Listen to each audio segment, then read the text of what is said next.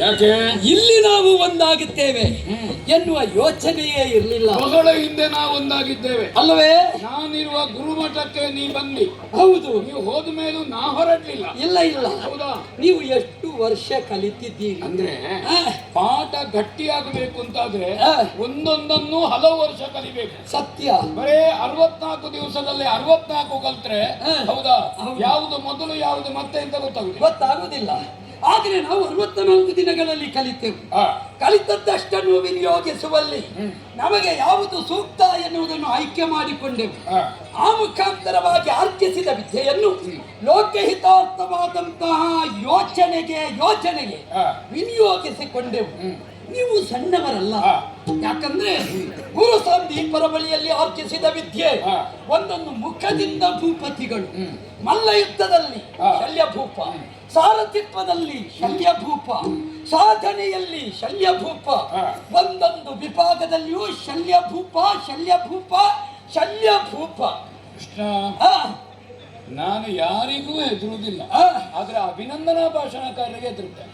ಆದ್ರೆ ಹೌದಾ ಮಲ್ಲ ಯುದ್ಧದಲ್ಲಿಯೂ ನೀವು, ಹೌದಾ ಬಿಲ್ಲು ವಿದ್ಯೆಯಲ್ಲಿಯೂ ನೀವು, ಹೌದಾ ಸಾರಥ್ಯದಲ್ಲಿಯೂ ನೀವು. ಬೇರೆ ಯಾರು ಹೇಳಿದ್ರು ಅಪಾಯ ಅಲ್ಲ, ನೀ ಹೇಳಿದ್ರೆ ಸ್ವಲ್ಪ ಧೈರ್ಯ ಕಡಿಮೆ ಆಗುತ್ತೆ. ಯಾಕಂದ್ರೆ ಕುರುಕ್ಷೇತ್ರದಲ್ಲಿ ಅನೇಕ ಮಂದಿಯನ್ನು ಮಾತಾಡಿಯೇ ವಿಮುಖಗೊಳಿಸಿದ್ದೀನಿ. ಆದರೆ ನಮ್ಮ ಮಾತಿನ ಹಿಂದೆ ಒಂದು ಸತ್ಯ ಉಂಟು ಅಂತ ಒಪ್ಪುತ್ತೀರಲ್ಲ, ಯಾಕೆ ಬಲ್ಲಿರ? ನಾವು ಅಭಿನಂದನೆ ಮಾಡುತ್ತೇವೆ ಅಂತ ಆದ್ರೆ ಅವರ ಬಗ್ಗೆ ಪರಿಪೂರ್ಣವಾಗಿ ತಿಳಿಯದೆ ಅಭಿನಂದನೆ ಮಾಡುವುದೇ ಇಲ್ಲ. ಒಂದು ಕ್ರಮ ಉಂಟು, ಅವನನ್ನು ನಿವೃತ್ತಿಗೊಳಿಸುವುದು. ಹೌದೌದು, ಅಭಿನಂದನೆಯಲ್ಲಿ. ಅದು ಯಾಕಂದ್ರೆ ಹೌದು ಅವರಿಗೊಂದು ಬೀಳ್ಕೊಡುಗೆ ಸಮಾರಂಭ ಮಾಡುವ ಅಂತ. ಹೌದು ಹೌದು. ಮತ್ತೆ ಅಭಿನಂದನೆ ಮಾಡುವವನಿಗೆ ಅವರದ್ದು ಏನೂ ಗೊತ್ತಿರುವುದಿಲ್ಲ. ಸ್ವಲ್ಪ ಹೊತ್ತಿಗೆ ಮುಂಚೆ ಅವರಿರುವಲ್ಲಿಗೆ ಹೋಗುವುದು, ಅವರ ಸಾಧನೆಯನ್ನು ಬರೆದುಕೊಳ್ಳುವುದು, ಮತ್ತೆ ಅದಕ್ಕೆ ಅವನದ್ದು 25 ಸೇರಿಸುವುದು, ಇಲ್ಲಿ ಬಂದು ಒಟ್ಟು ಅಭಿನಂದನೆ ಮಾಡುವುದು. ಆದರೆ ನಮ್ಮ ಅಭಿನಂದನೆ ಹಾಗಲ್ಲ. ನಿಮ್ಮನ್ನು ಆಮೂಲಾಗ್ರವಾಗಿ ತಿಳಿದವನನ್ನು ಋತಾಯನನಂದನನಾಗಿ ಇಟ್ಟ ಹೆಜ್ಜೆಯಲ್ಲಿ ಪ್ರತಿಯೊಂದನ್ನು ದಿಟ್ಟವಾಗಿ ನಿಭಾಯಿಸಬಲ್ಲ ಸ್ಪಷ್ಟ ವ್ಯಕ್ತಿತ್ವ ಶಲ್ಯ ಭೂಪತಿಗಳದ್ದು. ನೀವು ಒಮ್ಮೊಮ್ಮೆ ಸ್ವಲ್ಪ ತಕ್ಕೊಂಡ್ರೆ ಆಚೆ ಈಚೆ ಆಗುತ್ತದೆ, ಬಿಟ್ರೆ ಯಾವುದನ್ನು ಪ್ರಪಂಚದಲ್ಲಿ ತೆಕ್ಕೊಂಡ್ರೆ ಸರಿ ಇರುವವರು ಇಬ್ರೇ. ಹೌದಾ? ಒಂದು ನೀನು ಬೇಗ ಬರ್ಲಿಕ್ಕೆ ಬೇಕಾಗಿ 7ನೇ ತಿಂಗಳಿನಲ್ಲಿ ಜಾರಿದ ಸಂಕರ್ಷ. ಆದ್ರೆ ನನಗೆ ಎಷ್ಟೊತ್ತಿಗೆ ಎಷ್ಟು ತೆಕ್ಕೊಳ್ಬೇಕು, ಎಲ್ಲಿ ತೆಕ್ಕೊಳ್ಬೇಕು, ಹೇಗೆ ತೆಕ್ಕೊಳ್ಬೇಕು, ನನ್ನನ್ನು ಬಿಟ್ರೆ ನಿನ್ನ ಅಣ್ಣ ನನ್ನ ಹತ್ರ ಕಲಿಬೇಕು ಅಲ್ವಾ? ತಕ್ಕೊಳ್ಳುವುದರಲ್ಲಿಯೂ ನಿಮಗೆ ನಿಷ್ಠೆ ಅಲ್ವಾ? ಯಾಕೆ ಹೇಳಿದೆ? ನೀವು ಪಾಂಡವ ಪಾಳಯವನ್ನು ಸೇರಬೇಕಾದವರು. ನಿಜವಾಗಿಯೂ ಈ ಸಲ ನಿಮ್ಮ ನನ್ನ ತಿರುಗಾಟ ಒಟ್ಟಿಗೆ ಆಗಬೇಕು ಅಲ್ವಾ? ಅಲ್ವಾ? ಅಂತೂ ಈ ತಿರುಗಾಟದಲ್ಲಿ ನಾವು ಒಟ್ಟಿಗೆ ಆದೇವೋ ಇಲ್ವೋ? ಆದೇವು ಅನ್ನೋದಷ್ಟೇ. ನೀವೊಂದು ಪಕ್ಷ, ನಾವೊಂದು ಪಕ್ಷ ವಹಿಸಬೇಕಾಯಿತು. ಧರ್ಮರಾಯನ ಪಕ್ಷವನ್ನು ಸೇರುತ್ತೇನೆ. ತಂಗಿಯ ಮಕ್ಕಳು ಇದ್ದಾರೆ, ನಕುಲ ಸಹದೇವರು. ಆದ್ದರಿಂದ ಮಾತೃಸುತರ ಪಕ್ಷ ಸೇರಿಕೊಳ್ತೇನೆ ಅಂತ ಬಂದವರು. ಏನು ಮಾಡೋಣ? ಆತಿಥ್ಯಕ್ಕೆ ಮಾರು ಹೋದಿರಿ, ವಾಗ್ದಾನವಿತ್ತೀರಿ. ಒಂದು ಮಾತು ನೀ ಹೇಳಿದಿ, ಋತಾಯನರು. ನಾವು ಋತಾಯನರು ಮಾತ್ರ ಅಲ್ಲ, ಆರ್ತಾಯಿ ನೀವು ಹೌದು. ಸತ್ಯ. ಆ ಕಾರಣದಿಂದ ಊಟ ಮಾಡಿ ಕೈ ಒಣಗಲಿಲ್ಲ. ಯಾರು ಊಟ ಹಾಕಿದ್ದು ಆ ಪಕ್ಷಕ್ಕೆ ನನ್ನದ್ದು ಹೌದಾ ನಿಶರ್ತವಾದಂತಹ ಬೆಂಬಲ. ಸತ್ಯ. ಪಕ್ಷಕ್ಕೆ ಸೇರುವುದು ಅಧಿಕಾರಕ್ಕೆ ಬೇಕಾಗಿ ಅಲ್ವೇ ಅಲ್ಲ, ನಿಶರ್ತವಾಗಿ. ಅದು ಆರ್ತಾಯಿನಿ ಆದ ಕಾರಣ ನಮಗೆ ಹಾಗೆ ಬಂದದ್ದು. ಆವಾಗ ಇವ ಬೆನ್ನು ಭಾಗದೇ ಇದ್ದ ಸುಯೋಧನ ನನ್ನ ಮುಂದೆ, ಅವಯ್ಯ ಇದು ನನ್ನದಲ್ವ, ಮತ್ತೆ ತಿರುಗಿ ನೋಡ್ಲಿಲ್ಲ. ಅನ್ನ ಕೊಟ್ಟ ಮನೆಗೆ ಯಾವತ್ತೂ 2 ಬಗೆದವರಲ್ಲ. ಅವನ ಪಕ್ಷವನ್ನು ಸೇರಿದ್ದೀನಿ. ನಾವು ಯಾಚನೆ ಮಾಡುವುದು ಈಚೆಯಿಂದ. ಈಗ ಬರ್ತಾರೆ, ಈಗ ಬರ್ತಾರೆ, ಈಗ ಬರ್ತಾರೆ. ನೀ ಯೋಚನೆ ಮಾಡಿದೆ ಮತ್ತು ಉದ್ದುಂಟು ಕೃಷ್ಣ. ನೀ ಇದ್ದ ಮೇಲೆ ನಾ ಬೇಕಾ? ಯಾಕೆ? ನೀ ಇದೆಯಲ್ಲ. ಅಲ್ಲಿ ನಾನು ಈಚೆ ಪಕ್ಷದಲ್ಲಿ ಅಲ್ವ. ನೀವು ಬರ್ತಾರೆ ಅಂತ ನಾವು ಕಾದದ್ದು ಯಾವುದರಲ್ಲಿ? ಸೇನಾಧಿಪತಿತ್ವದಲ್ಲಿ ಶಲ್ಯ ಭೂಪತಿಗಳು ಬರ್ತಾರೆ. ನನಗದರಲ್ಲಿ ದೊಡ್ಡ ಆಸಕ್ತಿ ಇಲ್ಲ. ಅಲ್ಲ, ಈ ದೊಡ್ಡ ಮುಂಡಾಸಿನ ನನಗೆ ಈಗ ಆಸಕ್ತಿ ಕಡಿಮೆ ಆಗಿದೆ. ಹೌದೌದು. ಈಗ ಸಣ್ಣ ಮುಂಡಾಸೆ ದೊಡ್ಡದಾಗಿದೆ. ಈಗ ನಿಮಗೆ ಕಾರಣ ನಾವು ದೊಡ್ಡ ಮುಂಡಾಸೆ ಯಾಕೆ ಅಂತ ನಾನೀಗ ಸ್ವಲ್ಪ ಹಿಂದೆ ಸರಿದದ್ದಲ್ಲ. ಎಲ್ಲರೂ ಮುಂದೆ ಬರ್ಲಿ ಅಂತ ಆಸಕ್ತಿ ಇಲ್ವೋ? ಆಸಕ್ತಿ ಉಂಟು. ಆದ್ರೆ ನೀವೆಲ್ಲ ಇದ್ದೀರಲ್ಲ, ಹಾಗೆ. ಹೌದು, ತಪ್ಪಲ್ಲ ಬಿಡಿ. ನಾವು ನಿರೀಕ್ಷಿಸಿದ್ದು ಯಾವುದನ್ನು? ನೀವೊಬ್ಬ ಕ್ಷಾತ್ರಿಯರು, ನೀವೊಬ್ಬ ಸಮರ್ಥರು, ಎಲ್ಲವನ್ನು ಬಲ್ಲವರು. ಅಂತಹ ಸರ್ವಸಮರ್ಥರಾಗಿರುವಂತಹ ನೀವಿಂದು ಬರುವ ನಿರೀಕ್ಷೆಯಲ್ಲಿದ್ದೆವು. ಒಂದು ಭೀಷ್ಮರ ತಲೆ ಹೋಯಿತು, ಹೋಯ್ತು. ದ್ರೋಣರ ತಲೆ ಹೋಯಿತು. ಇನ್ನು ಹಳೆ ತಲೆ ಯಾವುದು ಹೋಗಲಿಕ್ಕೆ? ಶಲ್ಯ ಭೂಪತಿಗಳು. ಅಂದ್ರೆ ನಿನಗೆ ತಲೆ ತೆಗೆಯುವ ವ್ಯವಹಾರದಲ್ಲಿ ತೊಡಗಿದೆಯಾ? ಇಲ್ಲಪ್ಪ. ಅನ್ನದಿರುವಾಗಲ್ಲ ನೀನು ತಲೆ ಮೆಟ್ಟಿದ್ದು, ಗಾಡಿ ಮೆಟ್ಟಿದ್ದು, ಹೋರಿ ಮೆಟ್ಟಿದ್ದು, ಹಕ್ಕಿ ಮೆಟ್ಟಿದ್ದು ಉಂಟು. ಈಗಲೂ ನೀನು ತಲೆ ಮೆಟ್ಟುವುದರಲ್ಲೇ ಇದ್ದೀಯಾ? ಯಾಕೆ ಕೇಳಿದೆ?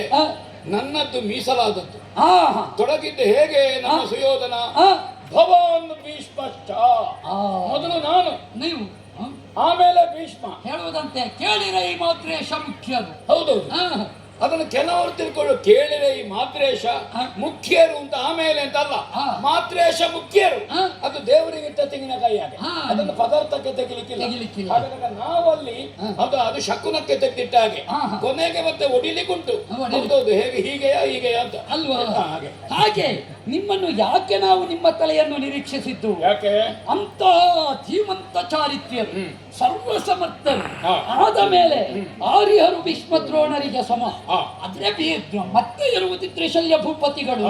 ನಿಮ್ಮನ್ನು ಆ ಮಟ್ಟದಿಂದ ನಾವು ನಿರೀಕ್ಷಿಸಿದ್ದು. ನೀವು ಹೀಗೆ ಬರ್ತೀರಿ ಅಂತ ನನಗೆ ಕೆಳಗೆ ಬಂದದ್ದು ಮದನ ರೂಪ. ಹೇಗೆ? ಈ ಪ್ರಾಯದಲ್ಲಿಯೂ ನಿಮ್ಮ ಮುಖ ಹೇಗೆ ಹೊಳೆಯುತ್ತದೆ? ಅದು ಕಾರಣ ಉಂಟು ಕೃಷ್ಣ. ನಾನು ಆರೋಗ್ಯವನ್ನು ಕಾಪಾಡಿದ್ದು ಹೇಗೆ ಗೊತ್ತುಂಟ? ನನ್ನ ಸಂಸಾರ, ನನ್ನ ಗೃಹಸ್ಥಾಶ್ರಮ ಧರ್ಮಪತ್ನಿಯ ಜೊತೆಗೆ ಮಾತ್ರ. ಹೋದಲ್ಲಿ ಮದುವೆ ಆಗಿ ಅದು 16,000ಕ್ಕಿಂತ ಹೆಚ್ಚಾದ್ರೆ ಹೌದಾ? ಈ ತಿರುಗಾಟದವರ ಆರೋಗ್ಯ ಹೀಗಿರ್ತದ? ನಾನು ಈಗಲೂ ಭಾಗವಹಿಸುವುದು ನಿತ್ಯವೂ ಅತಿಥಿಯಾಗಿ. ಹಾಗಾದರೆ ಆರೋಗ್ಯವನ್ನು ಕಾಪಾಡಿದ್ದೇನೆ ಹೌದಾ? ಈ ಲೆಕ್ಕ ತಪ್ಪಿ ಮದುವೆ ಆದ್ರೆಲ್ಲ ಸಣ್ಣ ಪ್ರಾಯದಲ್ಲಿ ವಯಸ್ಸು ಹೆಚ್ಚು ಕಾಣುದಿಲ್ವಾ ಕೃಷ್ಣ? ನಿನಗೆ ಹೇಳಿದ್ದಲ್ಲ. ನನಗೆ ನೀವು ಹೇಳುವುದು ನನಗಲ್ಲ, ಆದ್ರೆ ಬಿಸಾಡಿದ್ದು ನನಗೆ ಅಂತ ಗೊತ್ತಾಗಿದೆ. ಬೇರೆ 16,108 ಆದವರಿಲ್ಲ ಭೂಪತಿಗಳೇ. ಇನ್ನೂ ಕೂಡ 16,808 ಆದ ಕೃಷ್ಣ ಮಗನಿಗೆ ಮದುವೆ ಆದ್ರೂ ನೀ ಹೆಣ್ಣು ನೋಡುದು ಬಿಟ್ಟಿಲ್ಲ ಅಂತ ಸುದ್ದಿ. ನೈಷ್ಠಿಕ ಬ್ರಹ್ಮಚರ್ಯ. ಅಷ್ಟ ಅಂದ ಮೇಲೆ ಬ್ರಹ್ಮಚರ್ಯ ಯಾರ ಮನೆಗಂತ ಹೋಗುದು? ಕನ್ನಡದಲ್ಲೇ ಮಲಗಬೇಕಷ್ಟೇ. ಕಾರಣ ಏನು? ನನ್ನನ್ನು ಕಂಡುಕೊಳ್ಳುವವರ ಬಗೆ ಹಾಗೆ, ನನ್ನನ್ನು ಪತಿಕರಿಸುವವರ ಬಗೆ ಹಾಗೆ. ಶ್ರೀಪತಿ ಎಂಬ ಭಾವದಿಂದ ಭಜಿಸಿದ್ರು. ನಾರದರು ಪ್ರಶ್ನೆ ಪರೀಕ್ಷೆ ಮಾಡ್ಲಿಲ್ವಾ? ಮಾಡಿದ್ರು. ಯಾವ ಹೆಂಡತಿಯ ಮನೆಯಲ್ಲಿದ್ದಾನೆ ಅಂತ. ರಾಜಬೀದಿಯಲ್ಲಿ ಹೋದ್ರು, ನೀನು ಓಣಿಯಲ್ಲಿ ಹೋದಿ ಹೌದಾ? ಹಿಂದಿನ ಬಾಗಿಲಿನಲ್ಲಿ ಸೇರಿಕೊಂಡಿ. ಯಾರ ಮನೆಗೆ ಹೋಗುವಾಗಲೂ ಒಂದು ಮನೆಯಲ್ಲಿ ಜಡೆ ನೇಯ್ತಾ ಇದ್ದಿ, ಮತ್ತೊಂದು ಮನೆಯಲ್ಲಿ ಹೌದಾ ಅವಳ ಶೃಂಗಾರ ಮಾಡುತ್ತಾ ಇದ್ದಿ, ಇನ್ನು ಸೀರೆ ಉಡಿಸ್ತಾ ಇದ್ದೀಯಾರು ಅಂತ ನಾರದರು ನೋಡ್ಲಿಲ್ಲ. ಅವರಿಗೆ ಸ್ವಲ್ಪ ಮರ್ಯಾದೆ ಉಂಟು. ನೀವು ಕೆಲವು ಸಲ ಪ್ರಸಂಗ ಬದಲಿಸ್ತೀರಾ? ಯಾಕೆ ಬದಲಿಸಲು? ಕಾರಣ ಯಾಕೆ ಬಲ್ಲಿರಾ? 16,008 ಮಂದಿಯ ಗೃಹಕ್ಕೆ ಹೋಗುವಾಗಲೂ ಎಲ್ಲಾ ಮನೆಯಲ್ಲಿಯೂ ಕೃಷ್ಣನನ್ನವರು ಕಂಡರು. ಅಲ್ಲ, ಕೃಷ್ಣನನ್ನು ಕಂಡ್ರು ಅಂದ್ರೆ ಅವರು ನಮ್ಮ ಹಾಗೆ ರಾಜಬೀದಿ ಬಿಟ್ಟು ಓಣಿಯಲ್ಲಿ ಹೋಗುವ ಜನ ಅಲ್ಲ, ಅವರು ಗೌರವ ಹೌದಾ? ಆಗ ನೀನು ನಾರದರು ರಾಜಬೀದಿಯಲ್ಲಿ ಮರ್ಯಾದೆಯಲ್ಲಿ ಹೋಗುವಾಗ ನೀನು ಹಿಂದಿನ ಬಾಗಿಲಿನ ಹೋಗಿ ಪ್ರತಿಯೊಂದು ಮನೆಯಲ್ಲಿ ಇದ್ದಿ. ನನಗೆ ಬಂದ ವರ್ತಮಾನ ನಿಮ್ಮ ತಪ್ಪಲ್ಲ. ನಿಮಗೆ ಸುತ್ತಿ ಮುಟ್ಟಿಸುವವರು ನನ್ನ ಬಗ್ಗೆ ಅಭಿಮಾನ ಇಲ್ಲದವರು ಅಲ್ಲ. ಅದು ಸುತ್ತಿ ಮುಟ್ಟಿದಂದ್ರೆ ಮದುವೆ ಆಗಲಿಕ್ಕೆ ಹೊರಟು ಹೌದಾ, ಮಂಗನ ಮುಖ ಮತ್ತು ಕರಡಿ ಮುಖ ಆಗ್ಲಿಲ್ವೋ ಅವರಿಗೆ ಮದುವೆಗಳು ಒಂದಕ್ಕಿಂತ ಹೆಚ್ಚಾಗುವಾಗ ಸಿಟ್ಟು ಬರುದು. ನಿನ್ನ ಭಕ್ತರೇ. ನಮಗೂ ಅದೇ ಬೇಸರ. ಈ ಕಾಷಾಯ ವಸ್ತ್ರಧಾರಣೆ ಮಾಡಿಕೊಂಡವರಿಗೆ ಹೆಣ್ಣು ನೋಡುವ ಹುಚ್ಚು ಯಾಕೆ ಅಂತ. ಆದ್ದರಿಂದಲೇ ಅವರಿಗೆ ಬೇಡ ಅಂತ ಹಾಗೆ ಅಲ್ಲ ಕೃಷ್ಣ. ಮತ್ತೇನು? ಅವರು ಮಾತೃತ್ವವನ್ನು ಕಾಣುವುದು ಹೆಣ್ಣಿನಲ್ಲಿ. ಅಯ್ಯ, ತೊಟ್ಟಿನಲ್ಲಿರುವ ಮಗುವನ್ನು ಅಮ್ಮ ಅಂತ ಹೇಳುವ ಸಂಸ್ಕೃತಿಯ ದೇಶದಲ್ಲಿ ನಾವು ಬದುಕುತ್ತಾ ಇದ್ದೇವಲ್ವ? ಅಂತವರು ಕೂಡ ಹೆಣ್ಣು ನೋಡುವುದೇ. ಹೌದು, ಹೆಣ್ಣು ನೋಡಿದ್ರು, ನೋಡಿದ ಬಗೆ ಹೇಗೆ ಅನ್ನುವುದು ಮುಖ್ಯ. ಬಿಡಿ, ಅಲ್ಲಿಯೂ ಅವರು ಸೋತಿದ್ದಾರೆ, ನನ್ನನ್ನು ಒಪ್ಪಿಕೊಂಡಿದ್ದಾರೆ. ನಾವು ಹೇಗಾದ್ರೂ ಗೋವಳ ನಮ್ಮದು ದೊಡ್ಡ ವಿಷಯ ಅಲ್ಲ. ಎಷ್ಟು ಮದುವೆ ಆಗುತ್ತೇವೆ, ಏನು ಮಾಡುತ್ತೇವೆ, ನಮ್ಮ ಸಂಸ್ಕಾರ. ಯಾಕಂದ್ರೆ ನೀವು ಹಾಗಲ್ಲ ನೋಡಿ.